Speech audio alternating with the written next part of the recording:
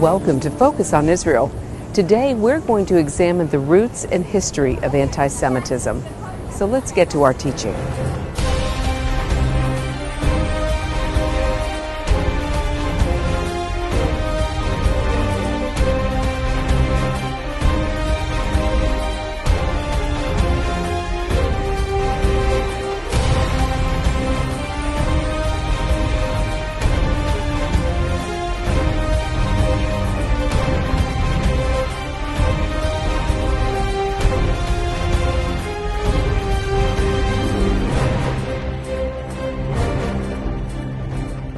Hello, and thank you for tuning in to Focus on Israel. I'm Lori Cardoza-Moore, President of Proclaiming Justice to the Nations, a nonprofit organization dedicated to educating Christians about their biblical responsibility to the Jewish people. Many Christians do not realize that the Word explicitly tells us to stand with our Jewish brethren and defend the land God calls His. On the program today, we'll look not only at the why and how of the Holocaust, but more importantly, why did Christians stand by and let not only 6 million Jews be murdered, but close to another 5 million unwanted people as well? How could Christians have turned a blind eye to the genocidal state around them? Are we turning away again? Are we bound to make the same mistakes and carry on the false perceptions of our past? Worldwide, we see a growing attack on both the legitimacy and security of the State of Israel, as well as violent assaults on the safety of our Jewish brethren everywhere. In Europe, men and women who bear the tattoos of concentration camps look out on a continent where Jewish lives and Jewish property are under attack. And public debate is poisoned by an anti-Semitism we thought was no more. In Iran, we see a regime that backs Hezbollah and Hamas, and a leader who vows to wipe Israel from the map. A terrorist state that is now on course to acquire a nuclear weapon. Israel's 6 million Jews are in danger from total annihilation. Could we be witnesses to the next Holocaust? Since 2001, over 9,000 rockets and mortar have been fired into Israel from sites in Gaza and Lebanon by Hamas and Hezbollah. But each time Israel moves to protect her citizens, the cry of war crimes rings from the world. The U.S., once Israel's greatest ally, is now putting greater pressure on Israel to give away land, a move that could prove suicidal for the Jewish state. In 2004, the British Parliament set up an inquiry into anti-Semitism. The inquiry stated that until recently, the prevailing opinion, both within the Jewish community and beyond, had been that anti-Semitism had receded to the point that it existed only on the margins of society. It found an alarming reversal of this progress since 2000. A report from the U.S. State Department from March 14, 2008 detailed an upsurge across the world of anti-Semitism. And more recently, in America, we are witnessing increasingly violent attacks on our Jewish communities. Of the 7 billion people on this planet, roughly 14 million are Jewish. That's about 0.1% of the world's population. So why is there such hatred for this small and seemingly insignificant group of people in this tiny country called Israel? Hitler and the Nazis did not invent anti-Semitism, but when his final solution came along, the people were prepared to believe the evil propaganda. Christian teachings didn't lead to Auschwitz, but it made it a lot easier. The roots of this hate have traveled long and go deep. Anti-Semitism, often called the longest hatred, has many manifestations, from individual expressions of hatred and discrimination to organized violent mob attacks called pogroms, to the most extreme form of anti-Semitism, genocide, as seen under Adolf Hitler's Nazi Germany. Down through the ages, the Jews have been blamed for virtually every sickness, subversion, socio-economic failure, or world war. Blaming the Jews has been a long-standing Gentile tradition.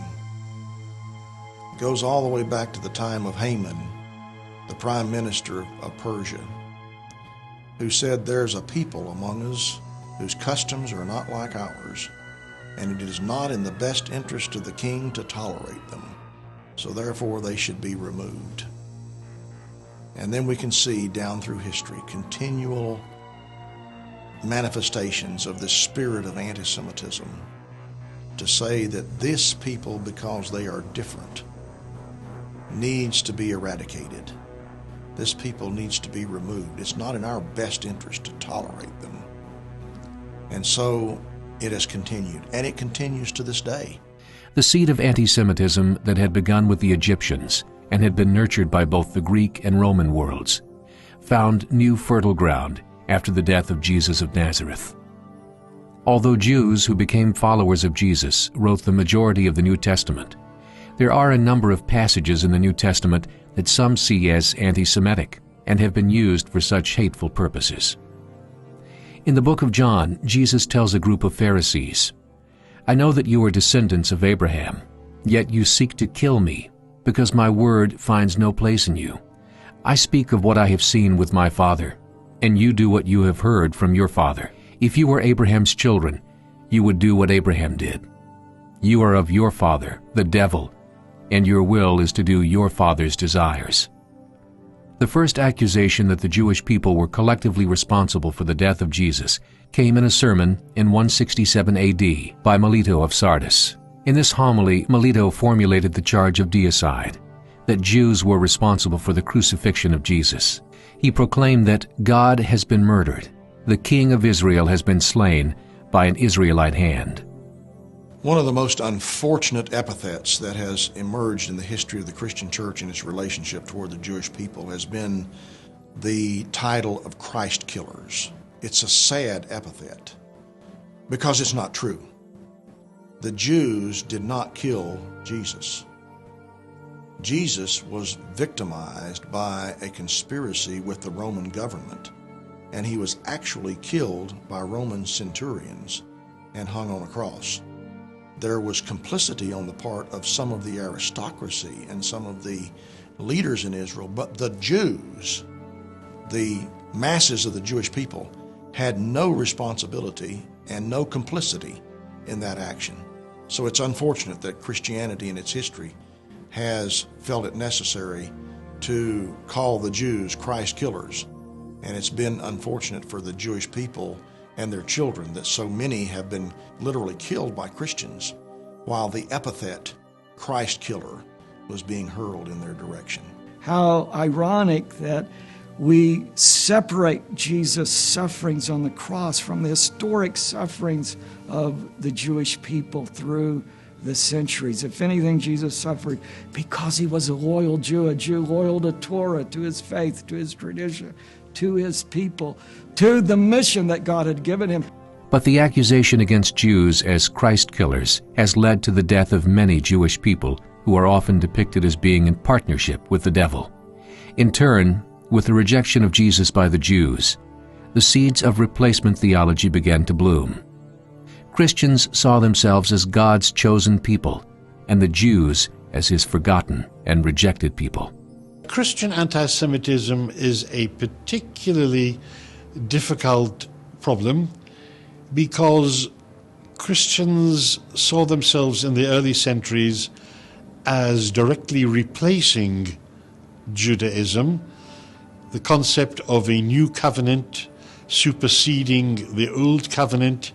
And this kind of supersession theology still exists in many pockets to this very day, and it does engender what we might call spiritual anti-Semitism, that if Judaism no longer has a validity of being today, then why are Jews here, and why are all of the problems surrounding the Jews so threatening to the rest of Western civilization? During the Middle Ages in Europe, there was full-scale persecution in many places, as the Black Death devastated Europe in the mid-14th century, killing more than half of the population. Jews became scapegoats, as rumors spread that they caused the disease by deliberately poisoning wells. Hundreds of Jewish communities were destroyed by violence. Local rulers and church officials closed many professions to Jews, pushing them into marginal occupations considered socially inferior, such as tax and rent collecting, and money lending. This further increased the tensions between Jews and Christians.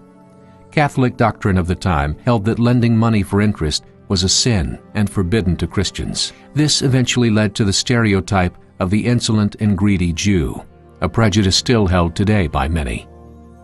Jews were subject to a wide range of legal restrictions throughout the Middle Ages, permitted to reside in only certain places, such as ghettos, and were not allowed to own land.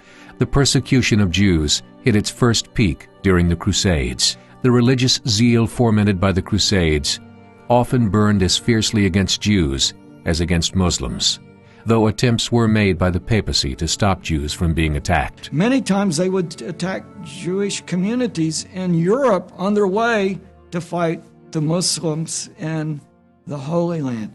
And so, here I think you could say there's more of a religiously motivated attacks against the Jewish people. From around the 12th century through the 19th, there were Christians who believed that many Jews possessed magical powers. Some believed that they had gained these magical powers from making a deal with the devil. This led to the accusation of blood libel, as many reasoned that the Jews, having crucified Jesus, continued to thirst for pure and innocent blood.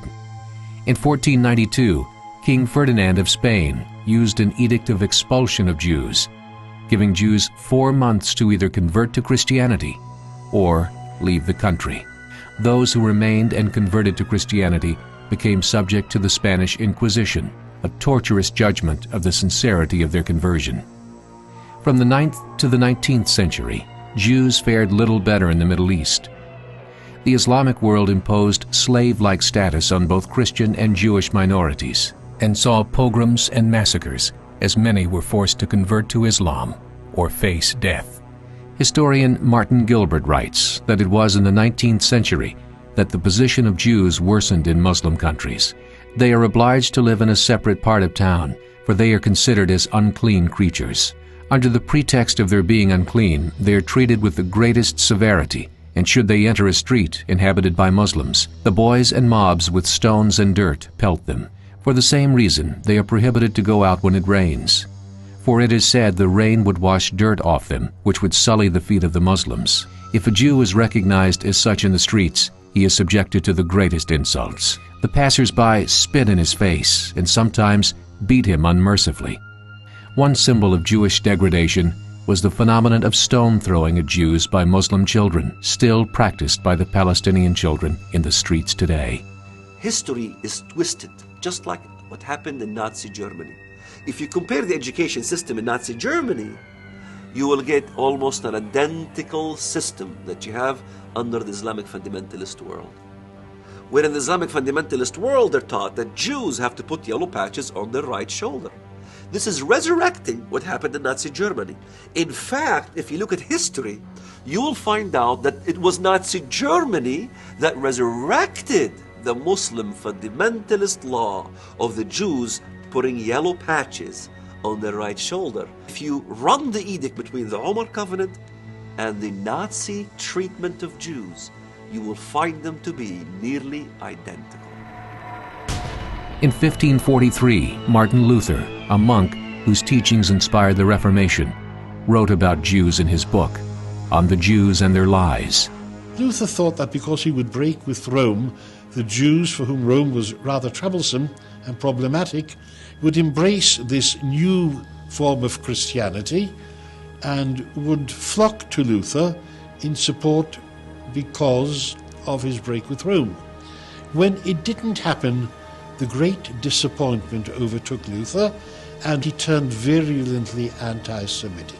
If we really look at the foundation of Christian teachings concerning the Jewish people, Israel, and this historic relationship between the Church of the Synagogue, that there has been a lot of tension and sometimes actual teachings of contempt. Martin Luther, for instance, and we value his great contributions to faith, initially reached out to the Jewish community and made some very positive statements.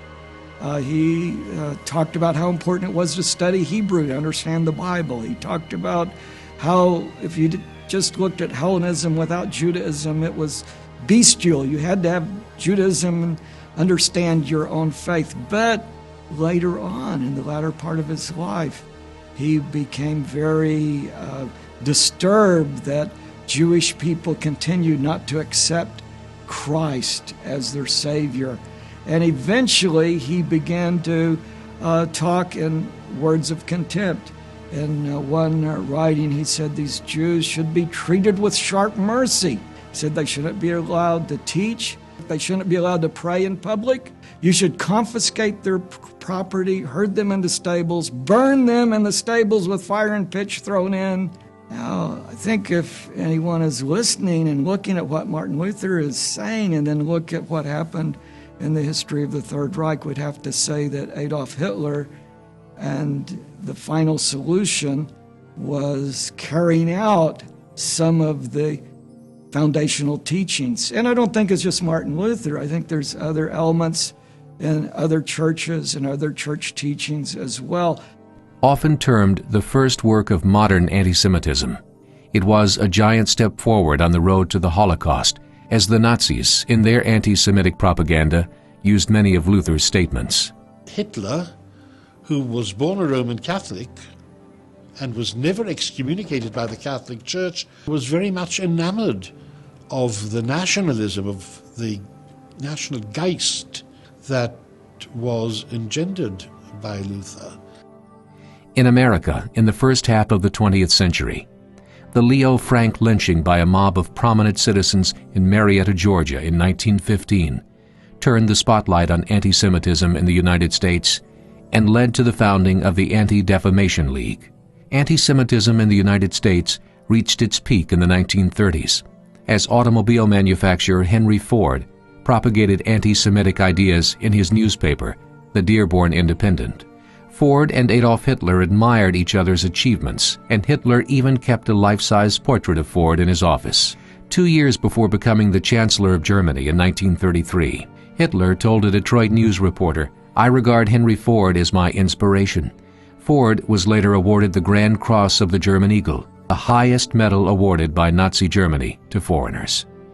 It's one of the sad chapters of history that Great Britain and the United States have a significant responsibility for the death of the 6 million because of the fact that if the United States State Department had opened its immigration laws and if the Foreign Secretariat of Britain had done the same thing, thousands, if not millions, of those Jewish people who actually ended up dying in the Holocaust could have escaped and immigrated to the United States and to Britain. But the doors were closed. Adolf Hitler based much of his hatred in his book Mein Kampf upon Luther's writings, as well as those of Ford, eugenicists, and Islamic text. The centuries of anti-Semitism that were widespread and deeply ingrained in the European people was fertile ground for the propaganda of the Nazi Party. Using the powerful new medium of film, the Nazis spread their lies through Germany and Europe like wildfire. With Triumph of the Will, the myths of the invincible and godlike Third Reich became cinematic art. Other powerfully persuasive films, such as The Eternal Jew, promoted the misconceptions and lies long held about the Jewish people, as well as adding some of their own. Films, books, newspapers, billboards, all steadily fed the German people anti-Semitic propaganda. Many things that run contrary to Nazi doctrine were depicted to be associated with Jewish influence, such as pornography, socialism, as well as cultural relativism. Jews quickly became the scapegoat for all Germany's ills. They thought and believed and taught that the Jews were a subhuman species, and so therefore they could be eradicated just like one would eradicate vermin that were bringing ill on society. Judaism never defined itself as a race. For us, it's not the genes, it's not the ethnicity that counts. It's the values and the lifestyle. By 1942, Germany had become a genocidal state, with every part of the country's bureaucracy involved in the killing process. Not one social group, Not one religious community, not one scholarly institution or professional association in Germany and throughout Europe declared its solidarity with the Jews. This made the Holocaust distinctive because anti-Semitic policies were able to unfold without the interference of counterforces. Never before had a state with the authority of its responsible leader decided and announced that a specific human group, including its aged, its women, and its children, would be killed as quickly as possible. One of the prime ministers of Israel made an interesting statement, Menachem Begin. He said, if anyone tells you they're going to kill the Jews, believe them. In 1922, Adolf Hitler made a famous speech in Munich where he said, I want to kill all the Jews in Munich, hang them from the gallows, tell their bodies, provide a stench throughout the community. And then I'm going to go to every city in Germany and do the same thing. And everyone dismissed him. He's just a politician. He's making a fiery speech. Why did the Christians welcome him? Why were there so many Christen Deutschen that supported Adolf Hitler, the majority of Christians? The slaughter was systematically conducted in all areas of Nazi-occupied territory in what are now 35 separate European countries. It resulted in the mass extermination of 6 million Jews, more than a third of the world's Jewish population. As Hitler and the Nazi Party rose to power in 1933, many church groups in Germany supported the new government for several reasons. The Nazis claimed that they would support positive Christianity. Many Christians, especially Catholics, were violently opposed to Soviet communism and its anti-religion ideology. They believed that the Nazis would suppress the spread of communism, and many Christians supported the Nazis' anti-Jewish stance. Nearly 2,000 years of persecution carried a tide of hatred to a level never seen before. They used past statements by Christian scholars and theologians, including Martin Luther, as an excuse for some of the things that they did. They also quoted from other Greek fathers and Latin fathers of the church and statements that they made against the Jewish people. But those were only excuses. Those were only things that were used as a means of trying to justify what they were doing. And by the way, there were German theologians at the time of Hitler that were supportive of what he was doing and justified what he was doing as well. In July 1933, the Vatican signed a Reich Concordant with Nazi Germany, which stated that the Vatican recognized the political legitimacy of Nazi Germany in exchange for a guarantee that the Nazis would not interfere with Catholic institutions and schools. The Pope refused to directly condemn the Nazis in his pronouncements, but supported the rescue of Jews from behind the scenes. Catholic clergy in Italy played a very large role in hiding Italian Jews. The German Protestant Church split. Supporters of the Nazis, called German Christians, were prepared to follow the Nazis' orders at all costs. Historians tell us that Germany is the beginnings of the Protestant faith. But in spite of the great Christian tradition, and even as historians talk about a high level of civilization, the Holocaust was in Germany. And we say, did Christian teachings in any way contribute to what we say in Hebrew, the Shoah, the storm, the Holocaust? So I think if we're going to be honest as Christians who want to be true to history and look for important changes, we'd have to say there is a tradition of a history of contempt. The reason that happened is, I believe, that we abandoned the roots of our faith, the foundations of our faith in ancient Israel. It really was happening already in Rome when Paul wrote his letter. Because when he wrote his letter to the church in Rome, he said, don't choose the path of arrogance.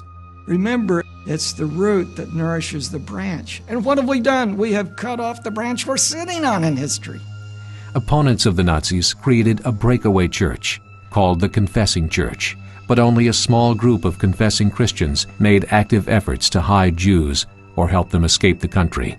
As a rule, the church was more interested in protecting itself and its members than in saving Jews. Thus, the Church and Christians were silent, both during the issuing of the Nuremberg Laws of 1935 and the massive Kristallnacht pogrom of November 1938.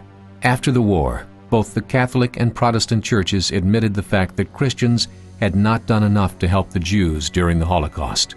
While the Holocaust was occurring in Germany and other parts of Europe, Christians largely stood by silently.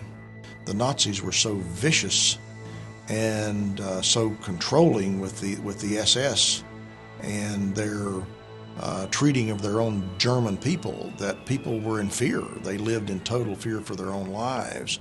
And so it took a real measure of courage for people to stand up and to stand against what they were doing.